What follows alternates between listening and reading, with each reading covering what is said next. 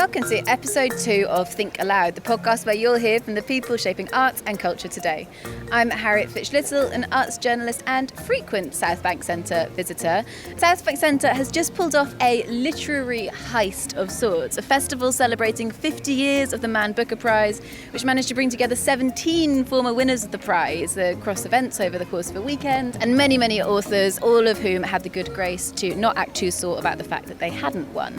In this episode, I'll be speaking to the Southbank Centre's literature programmer, Debo Amon, about his festival highlights. We'll also be hearing from Ted Hodgkinson, head of spoken word and literature at the Southbank Centre, about what goes into judging a book award, something he has had the pleasure and the pain of doing multiple times. Then later on, we'll be hearing from Caitlin Moran, who was at Southbank Centre recently talking about her new book, How to Be Famous, and more generally flying the flag for a type of accessible writing that very rarely gets seen on the Booker Prize shortlist.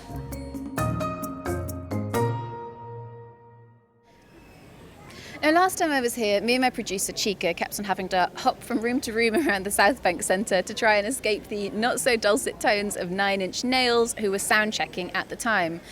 That episode was backstage at Meltdown Festival, very backstage evidently, and you can hear all about it on the first podcast of Think Aloud, which is available on our podcast feed.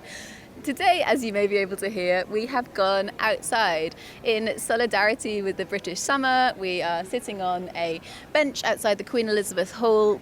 We're on the banks of the Thames, which in the middle of England's heat wave is very welcome because it's possibly one of the few places in London at the moment that looks kind of inviting and almost verdant compared with the crumbling brown grass everywhere else. We've also got military helicopters flying overhead occasionally, so any more threatening noises you can put down to the fact that we're recording in central London on a weekday. So I'm here now with Debo Amon. I feel like I only ever really meet the staff of the Southbank Centre when they're at their most exhausted. I mean, on the last episode I had Bengi and Rodri right at the point in which they're at the middle of organising Meltdown Festival. Debo, you've had a bit of breathing space now since the Man Booker 50 Festival ended, but it must have been an incredibly busy time. You were darting between 50, 60 authors. Yeah, it was an amazing time, packed full of just amazing, high-quality authors talking about their work. All right, so despite the short time period, we're like returning to a distant memory for you, given your busy scheduling. I mean, thinking back, what stuck out for you across the events? What were the things that you most enjoyed? Because a lot of what you were doing was actually just watching the talks, wasn't it? Yeah, I think for our team, as well as in terms of the programming side of things, it's also important just to make sure that you see the events and you understand how they're going and how audiences are receiving them. And what was the best reception? I think everything landed quite differently depending on the audiences that went to the individual events. There was this great quote that came out of the festival from Alan Hollinghurst. I don't know if it was at his event, when he said that he was very glad that he wasn't there to do any withering. Did you hear this? By which he meant kind of this wither the novel, which seems to be this question that gets asked repeatedly around events like this. And one of the places where that question, the withering, was happening was Howard Jacobson's keynote speech that opened the weekend. You went to that, didn't you? Yes. Howard Jacobson's keynote was, to be honest, I think it was pretty amazing in that he is incredibly funny, but also it was during a festival like this, in the times that we are now, knowing that it was going to be broadcast on the BBC, drawing a line in the sand and just taking a stance on and really responding to the provocation of the future of the novel, I think was impressive, whether or not you agree or disagree with the things that he said, which was, he largely basically said that the novel itself was in great health. It was just that our current times in society has left possibly readers the poorer, so less able to engage with great novels and literature. That was a strong stance to say, and he didn't remove himself from that. He included himself in that he felt that he spent too much time watching TV and on his phone, and that meant that he had less time and patience to read. And clearly, like you said, it's a very strong line in the sand. Is it one that you agree with, because I suppose I'm slightly sceptical of Howard Jacobson's stance on all of this, and I think, Will Self is the other person who's kind of made these bombastic statements about the fact we've got no time to read anymore and like the form is doomed. And I was reading an interview with Howard Jacobson the other day when he was talking about his win for the Man Booker Prize with the Finkler question, and he was saying that up until that point humorous novels hadn't been taken seriously, and this was a great travesty, and his novel was a real breakthrough for humorous novels being taken seriously. And I just wonder now whether a lot of the reservations he has about where we are in consumer culture come from the fact that things have moved on again and we're interested in different things again, and he feels slightly left behind. I would say, listening to his talk, I thought he raised interesting points. I don't agree, but I think I understand how one might think that. For me, I think it's actually that there's been a transformation in the way that we consume art, and that can sometimes feel like we're no longer doing it, or we no longer have time, or we're too distracted. But I just think that now we've got to a point where we dedicate time to things rather than it being a habitual practice. So with everything that we have, and with the competing things on our time, even just the arts, we're apparently back in a golden age of TV. There are brilliant movies coming out, and we have more access to them than ever with streaming services. So I think now we compartmentalize our time more. So it just means that, yes, we may not read 2 hours every night in the evening. However, you might spend a weekend going through, a great novel or a great work of literature, or take it on holiday with you. And also some of the tools that he criticises, he talks about social media a bit, monster under the bed. But I mean, book Twitter is incredibly strong, isn't it? The amount of stuff that comes out of Twitter, people sharing novels. I mean, books go viral on Twitter in the same way as music does. Yeah, and I think that's been a new and added element in terms of book Twitter. Rather, like, you have the reviews element of it, but you also have the live tweeting of novels, which he might not actually be a fan of. And I don't really have a stance in it, but I just find it interesting that books are becoming more of a communal activity now, that the way our social media has changed the landscape means that it's no longer such a solitary affair. It doesn't mean that it can't be that, but it means if you want to engage with a novel in a more communal manner, you can, and that adds a different dimension to it, which I think is wonderful. And everyone should read in the way they want to read, really. I don't think there's any right way of doing it. Should apologise now for the sounds in the background, because on Chica's insistence we sat outside for the ambience, but the ambience currently involves a forklift truck going up and down along the area we're sitting in. So not quite like the summer idyll that we imagined on the banks of the Thames. So Debo, in the simplest terms possible, what was the Golden Man Booker Prize? How did it work? It was a public vote based on a short list of books that were decided by 5 judges who were each given a decade of Man Booker winners, and they chose one winner from that decade to represent that decade of work. So there were 5 books on the short list, and then the public got to choose who was the final winner. Yeah, and just to run through those books quickly, so it was V.S. Naipaul's In a Free State, then we had Michael Ondaatje's The English Patient, which went on to win, no spoilers there, it happened a while ago. Penelope Lively's Moon Tiger, Hilary Mantel's Wolf Hall, and then most recent book was Saunders' Lincoln in the Bardo. Debo, you were there, I mean, presumably you were kind of working, but were you also playing Spot the Literary Celebrity like I was? Yes, to an extent. You kind of think that it would all become blasé, but it never really does. I was still on a high from earlier in the day, just because Ishiguro was at the Royal Festival Hall speaking to Ondaatje in conversation, and it's beyond them just being famous. It's that the who's who of literature, for me anyway, are people that have written work that has resonated with me since I was a kid. And yeah, so it was amazing. Yeah, like I said, it was amazing seeing from Ishiguro to Penelope Lively. I thought was incredibly amazing to have her there. And there were lots of people. I mean, it was an incredible event to organise, just in terms of the amount of speakers who were getting up and down off the stage every couple of minutes, because as well as kind of interviewing the people nominated who were there, and then all the judges spoke, they also had these amazing readings from all the books, which is one of my favourite things, because it's so rare that you sit down in a space that's entirely uninterrupted and you just listen to. It was probably the longest part of the entire event, these readings. They were maybe 5 minutes each.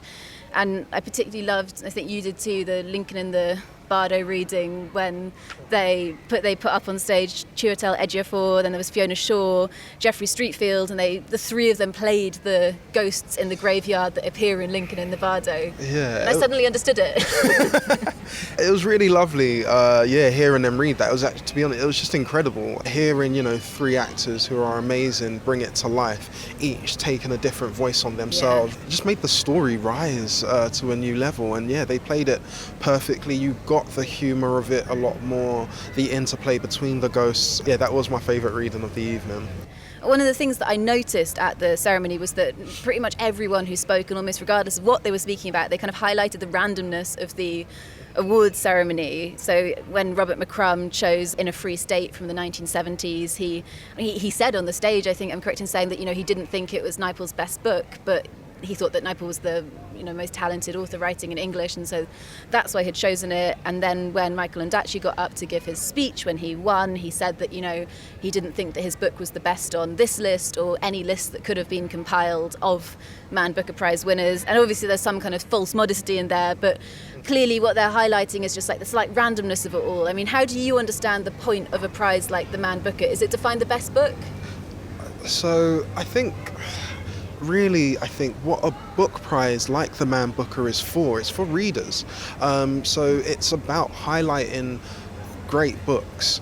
And yes, the conceit is that one has to win and you pick a winner, but really there are so many books published every year, but highlighting 5-10 books that people can find and read and enter into these new worlds, and then often find other books that relate to those, or that have by those same authors or other authors who write in a similar vein, is what I think these book prizes do, and that's what they're best at. They're best at showing us a slice of literature that is amazing. I think that's what it's great at. It's great at highlighting books for readers. Yeah. One of the things they made a bit of a deal of at the awards ceremony was the fact that all these books from the past 50 years are still in print, which seems to kind of is a testament that they've stood some test of time. And I mean, this is a question that you could write entire PhD theses or possibly like books in themselves on, but from thinking about this event, how do you understand what that test of time is? It seems to me like a book needs to both speak very specifically to the time in which it was written and communicate something universal and lasting. Is that the secret to a great book? If I had the secret to a great book, I'd probably be a writer. But yes, no, I think for me, and I think answers like this are always going to be personal, is that even if you're not writing necessarily about the time that you're living in, your writing is obviously influenced by it, so it's always of its time. And I think the timelessness and universality actually comes from specificity, which I think all the books in the shortlist had, that they were very particular, and they didn't try and be. The attempt of being timeless will make, for me, a work not stand the test of time. It's by being incredibly specific and understanding the characters and the time in which it's being set, and just the conceits of the novel, because at the end of the day, fiction often comes down to the human condition and the characters within it, and those things, the emotions that we go through are what actually stands the test of time. So by being incredibly specific and writing great characters, I think that's the true way in terms of making your work timeless as such. One of the judges, the judge for the most recent set of books, was the poet Holly McNeish. She chose Lincoln in the Bardo, and it was quite striking when she got up on stage and did her interview. She made a point of saying she hadn't read any of the books on the shortlist prior to being asked to judge them. And I really felt like you could feel the room kind of divided slightly when she said that. What do you think was the value of having Holly McNeish as a judge? I think there was great value in having her. First of all, Holly is an amazing poet, and she really does understand the power of words. Also, having someone who isn't as well versed in fiction per se, as in she doesn't read it as much as many of the other judges, it dispels this notion that to enjoy literature you must have been reading since you were yay high. It's actually really, to have an opinion on literature, just need to have just read the books, and that's it, and that's all they were asking. And that's where you get this interplay of actually this is for everyone, that there is no prerequisite requirement to have a valid opinion on what you like when it comes to literature.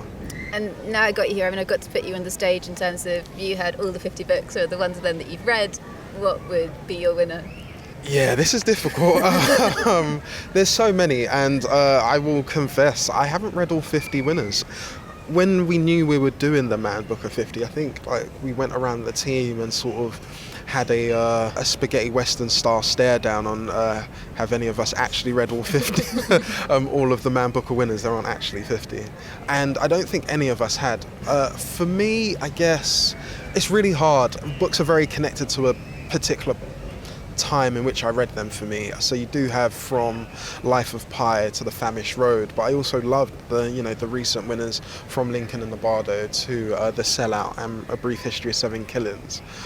On the spot, I'd say it'd either have to be A Brief History of Seven Killings or The Famished Road. Very different reasons. The Famished Road is my favourite Ben Okri novel, and I'm also Nigerian, and it has a particular resonance of novels of that ilk, and I quite enjoy. It's very reminiscent of a time in my life and discovering literature from people who were from the same place as me, and that you can relate to as such. I think that was very eloquent. I hope that you one day get to put your expertise on a judging panel. I don't know how to respond to that.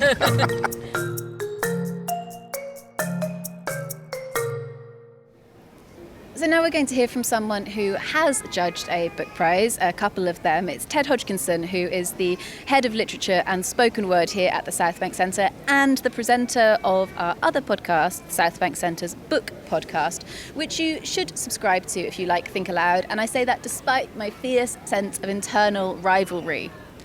Ted's judged several book competitions, everything from the Costa Book Award for Poetry to the Encore RSL Prize for the Best Second Novel to the British Book Awards in the debut category. Never realised there were quite so many book awards until I read that list. And what we wanted to ask him is basically when a group of often quite different people, because they try and get a lot of variety of interests onto a judging panel, are presented with a huge number of books in different genres, by different authors, in different styles, how do you choose the one that is best? And what do you do on those days when you just don't agree? So I decided to get Ted to spill his secret and asked him this episode's burning question, which is, how do you judge a book prize?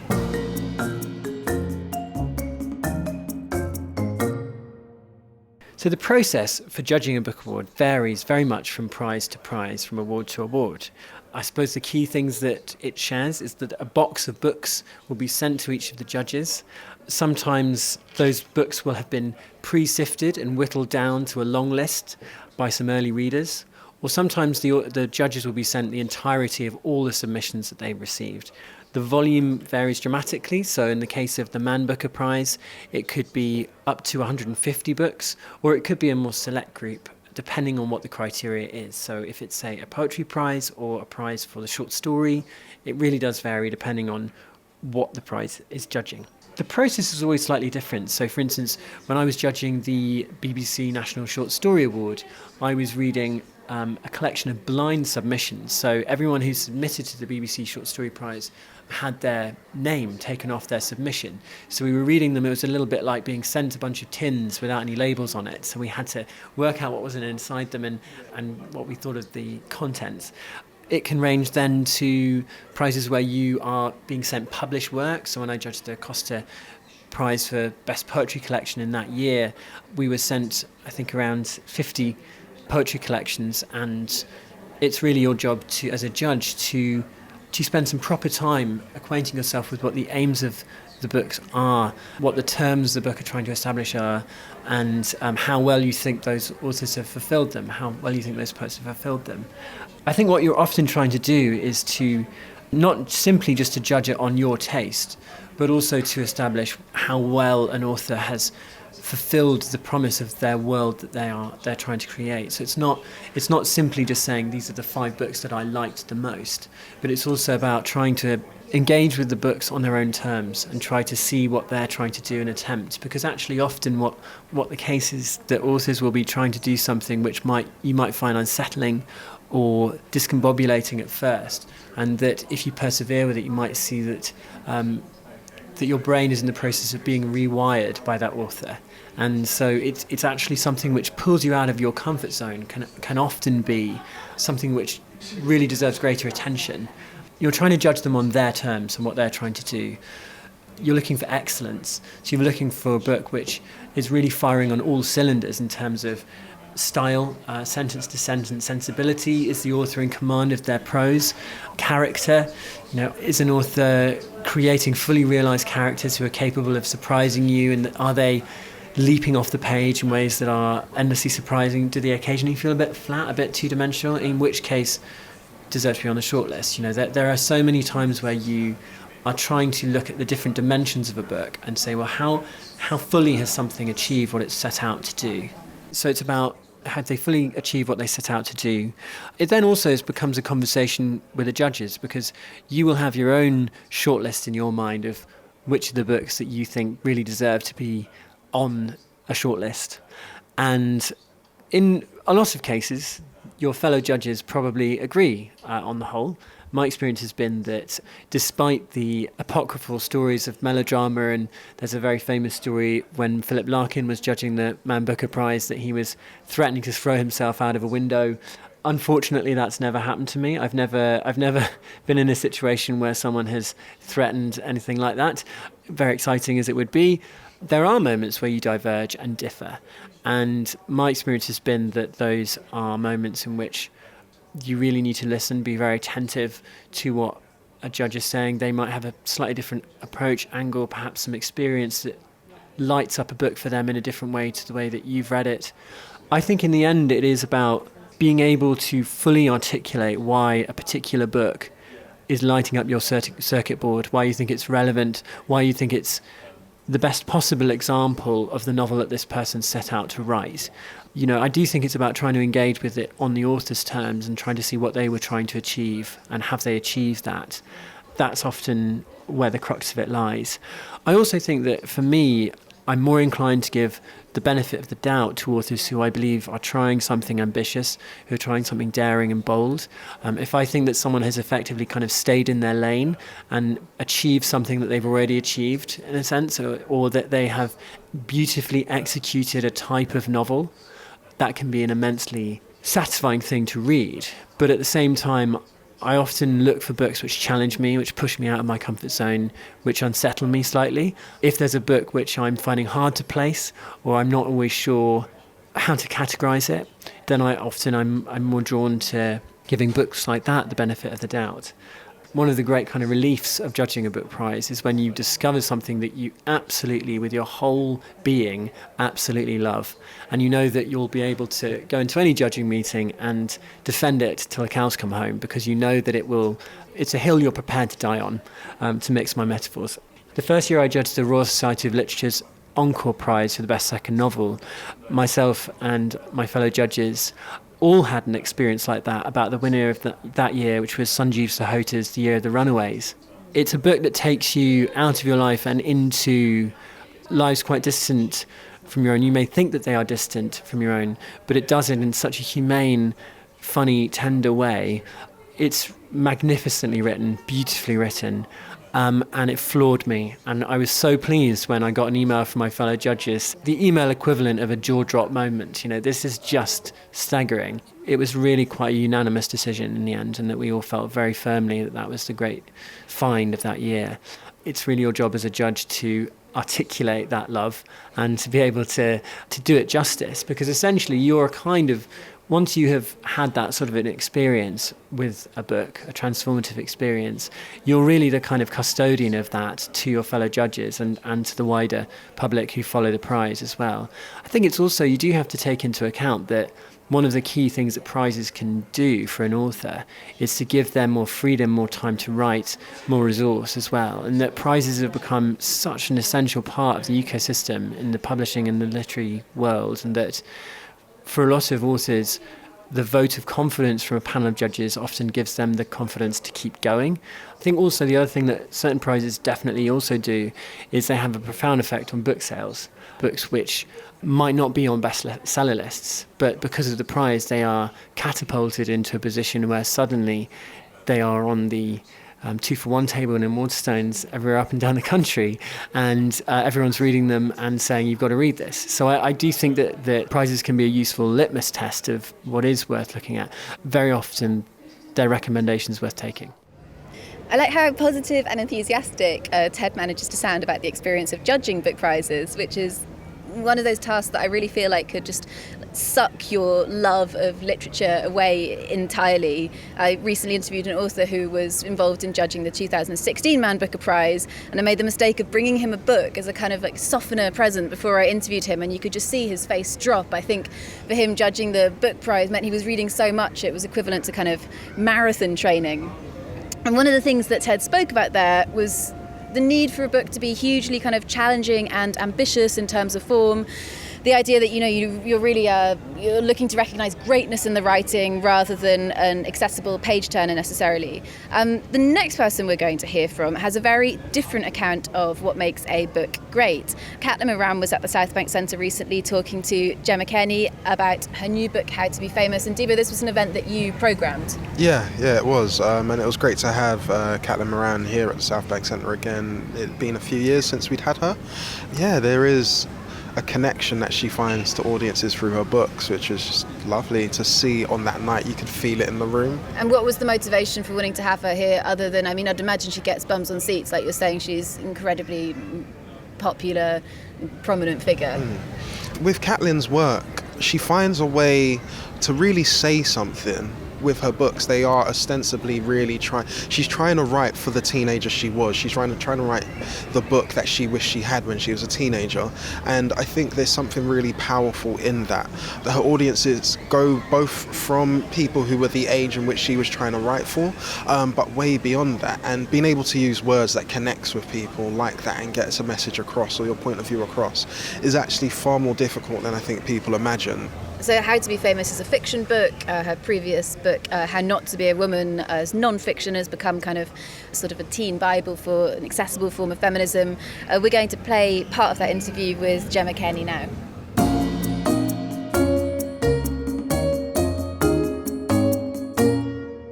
I'd always knew that I wanted to be a writer when I was younger, and I could do some of the writings, but I didn't know what I was allowed to do. It seemed that, I wanted to write films and TV shows and books and stuff, but everything that existed, I was like, well, how can I write something like that? Like, kind of, a film is like Star Wars, and it's about a teenage boy who gets magical powers and then blows up a Death Star. I can't write something like that.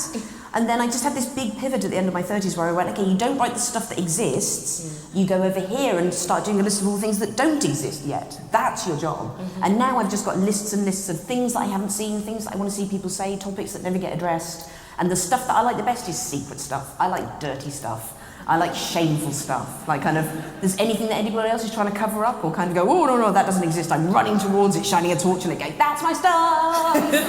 This is where I'll be. See you in the shame corner. The whole idea of of sharing these things and talking about your intimate moments, your embarrassing moments, is that you don't just do it to wank on, to use a technical and scientific term. You put these things out there to start a conversation and go this happened to me. Has it happened to someone else? For instance, one of the things we were talking about was the phenomenon of if you're a lady, and particularly after you've had children, if you get into a hot bath, you will be in the bath, you will wash yourself in the bath, then you'll get out the bath, and then about a minute and a half later, some water just comes out. Yeah. That just happens. It's a bit like a magic trick. Yeah, literally. It's like, wow. Like your fanny's just gone, I'll keep enough to wash my hands with later in case the water gets cut off. But it's still surprising as well, even though it kind of always happens. Like, oh! That. It happened to me once live on BBC Breakfast. I was sitting there with the trouser suit. They were doing the countdown. 3, 2.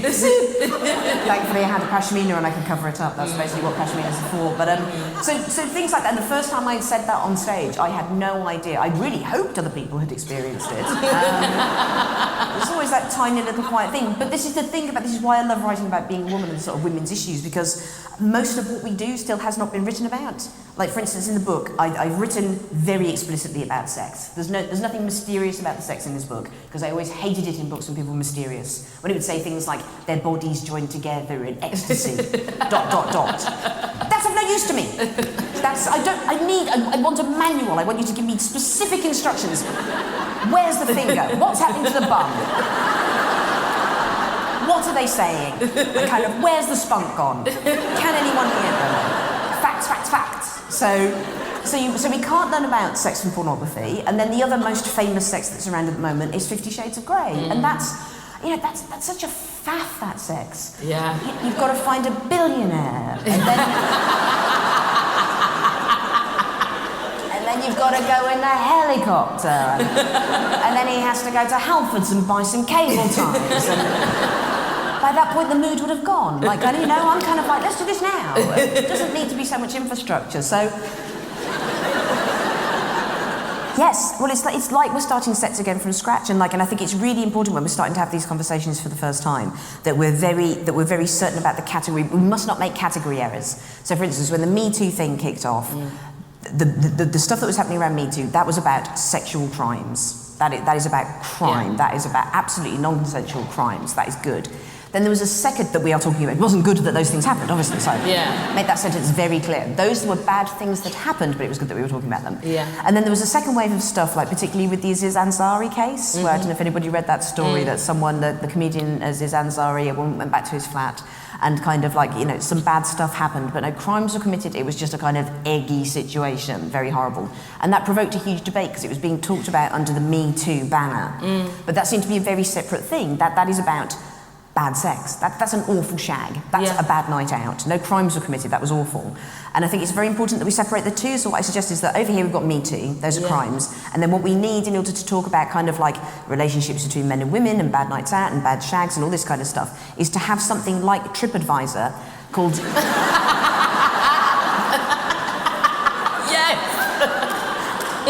called Dick Advisor, where we would just be able to talk about individual shags, and maybe we would name the people, maybe we wouldn't name the people, but we get to have a conversation about the mechanics of these things and what we do and don't like. Because going back to what we were talking about before, how can men know what to do in those situations? They're not going to learn it from pornography. The only other way they're going to know is if men and women are talking to each other about sex. Where are we doing that? Nowhere. And it makes it so scary, and I think it very much feeds into a time that I often describe of like doom-mongering and fear, which we have to admit before we can break that down. And, this idea of like, time's up, obviously it's important, and time is up on sexual crime. Yes. And hopefully in the sexist world, the patriarchy, it's deep, it cuts deep. But, in terms of like actually living and day to day, like mostly waking up and thinking, oh, it's a sunny day, I feel quite good about that. Or I'm quite a romantic, I would quite like to smooch someone. Yes. Or I'm interested in discussing, the weird, wonderful sex that I've had. It's a hard time to talk about sex. Totally. And what I really notice at the moment, I've noticed over the last couple of years, the feminist movement still goes from strength to strength now. We're having new conversations, we've got new role models all the time. Women are winning pop at the moment. We win at pop music. We have the best pop stars, all female at the moment. There's amazing TV shows that are coming along. We're seeing sort of boundaries broken every day. The idea of what a woman can be over the last 120 years has changed so hugely and so excitingly. I would not want to be anything other than a woman. And what I increasingly think is, why is the same not happening for men? Yeah. Why are men not having... I don't understand why men are not seeing how women have changed so much and gone, well, God, how can we change? This is great. Let's have a look at the load of gender bullshit that we're having to deal with, and why don't we turn into different things? Why don't we have a conversation, something like feminism for men? Absolutely. Because that isn't happening. What's happening? Because good, brilliant, creative, liberal, progressive men are not stepping forward and sort of deciding to do this job. What you're getting instead is kind of like right-wing men's activists, people like Jordan B. Peterson, who are kind of standing up and going, I will lead the young men. Yeah. And sort of going backwards to a point where they're talking about enforced marriage and enforced, basically the state giving men wives, because otherwise men will become angry and criminal. And it's like, if there's one thing that culture needs to be doing now, it needs to be, I think women are generally, we're kind of taking care of ourselves now, we're getting some shit done. And it's like, men, it's your turn now. Like, kind of, come on. Yeah.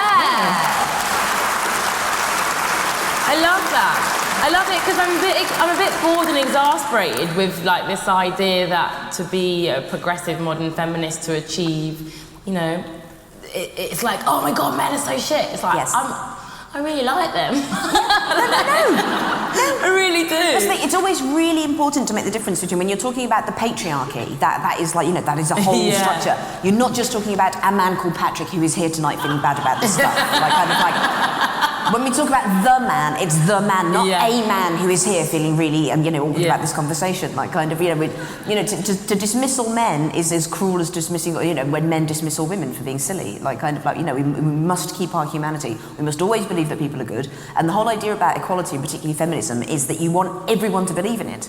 You can't keep all the feminism over here. You can't go, well, only women can be feminists, and of the women who are feminists, only the ones that know all the words and have read all the books and do everything completely correctly, of which there are 9 people in the world, only they can be really feminists. And all the feminism is to be kept here in a special box. The whole point about feminism is you want to spread it as far as possible. That's the only way that it's going to work. The end point of feminism is that it doesn't need to exist anymore. The idea that there would have to have been a pressure group that kept having to say men and women are equal, the idea is that in the future we don't need that anymore because everyone is equal. And our great-great-grandchildren look back and go, what? So 52% of the world's population didn't get to help solve things. 52% of the world's brains were sidelined and no one listened to them.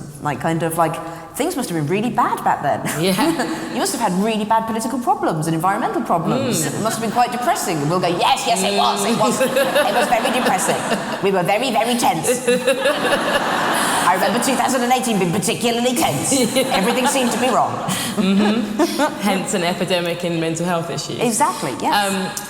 And again, using communication as your tool, and you are somebody who is a great inspiration for that. Like the way you describe things, it's funny, it's connectable. It's not, you don't write in a way that's like for the clever peeps. Well, I think there are 2 positions you can be in if you're writing. You can either be like up on it's ironic that I'm on a stage now, so it's going to really fuck up my metaphor. But like you can be on a stage looking down and going, look at my words and my amazingness. That's what happens when you're good. It just happens. Yeah. Everyone But I always try not to be. I always try to be sort of like down and kind of like, I'm sitting with you. Let's look at this thing together. Like I like describing things. I like kind of like sitting next to someone and whenever I'm writing something, I'm imagining just putting my arm around someone and going, oh God, okay, we're going to laugh at this now. Kind of like look at this, rather than standing there going kind of like look at my rococo flourishes. Look at my my fabulous verbal architecture. Like kind of but writing should be fun and joyous. It should feel like a sharing thing.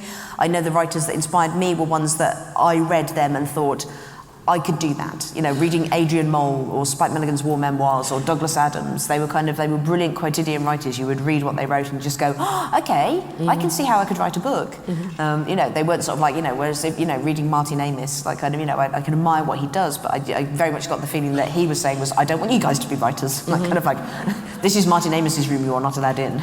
Writing is for the Amises. You're not an Amis, you will not be allowed to write. Like, kind of like, everybody who can write is called Amis, and everyone who can't write is not called Amis. Good day to you. Yes.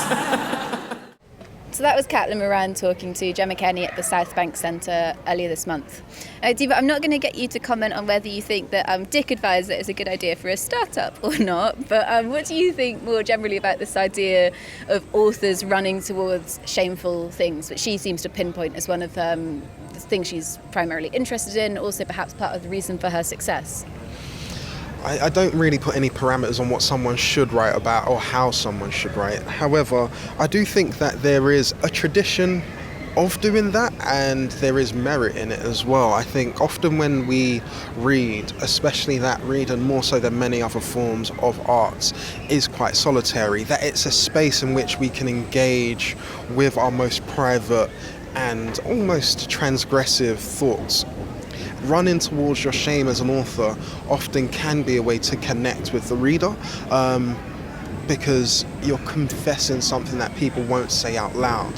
There is both a strength in that as a writer to do that, especially if you're writing from a point of view where it can be seen as not just fictional but also autobiographical. I also think there's a particular strength when women do that, because even when they are writing fiction, there is a tendency to view fiction written by women as autobiographical rather than purely fiction. So there's always going to be the questions raised of, did you do this? Is this from your own experience? Even if it's not. And you have writers like Chris Kraus who've written in similar veins. You also have It's sort of auto-fiction. Yes. Yeah. One of the things I found most interesting about, listening to that excerpt from the interview is that she said that she kind of realised at a certain point in her 30s that what she needed to be doing was writing the things that hadn't been written and which didn't exist, rather than trying to recreate things that had already been written. And that's one of those things that seems so utterly simple when you think it, but most people can't do that, can they? Think of something that doesn't exist. I don't know. She made it sound so obvious, but yes, there is a lot of ground that is retrodden. The act of creating something new is very hard, but creativity, I can't remember who said it, but I'll steal the phrase, is our only natural human resource. I think Instagram probably said that. It probably is. No, actually, yeah, it might be Instagram. But yeah, it's the only thing that we truly create ourselves that doesn't just come of the world.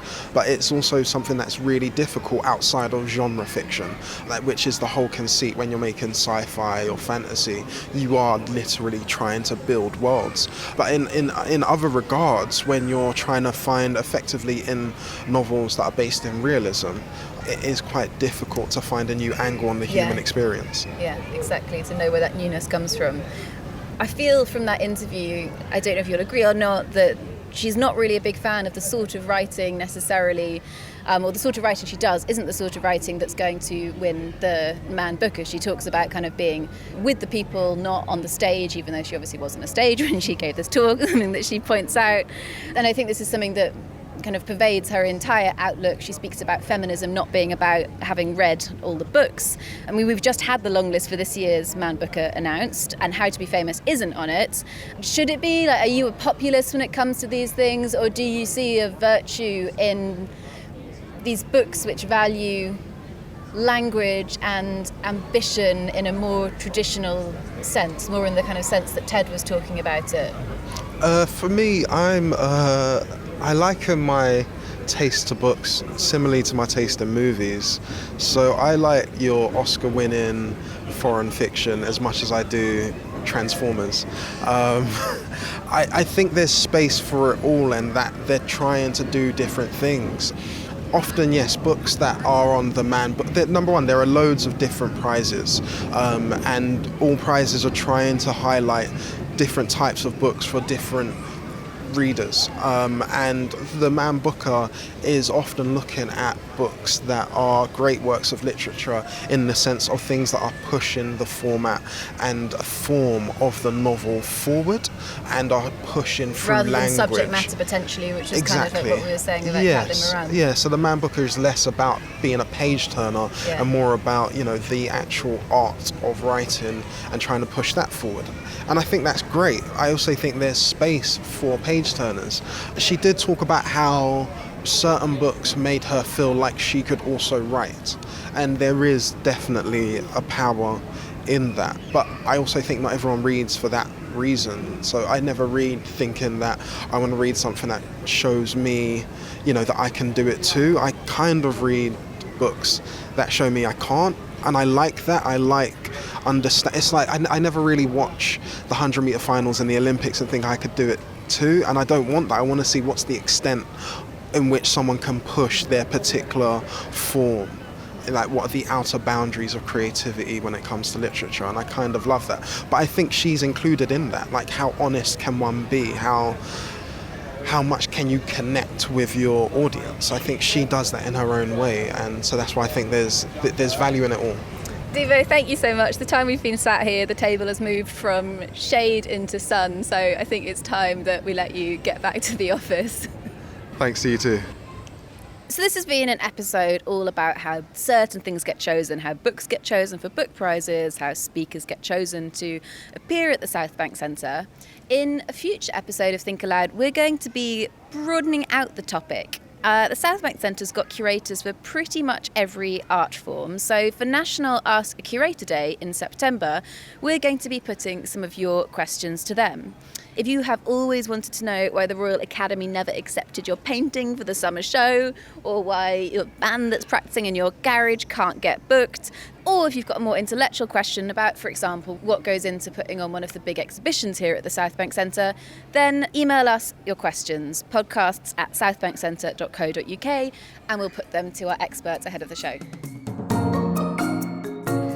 Thanks for listening to Think Aloud. We'll be back next time with more of the people shaping art and culture today. So make sure you subscribe so you don't miss it.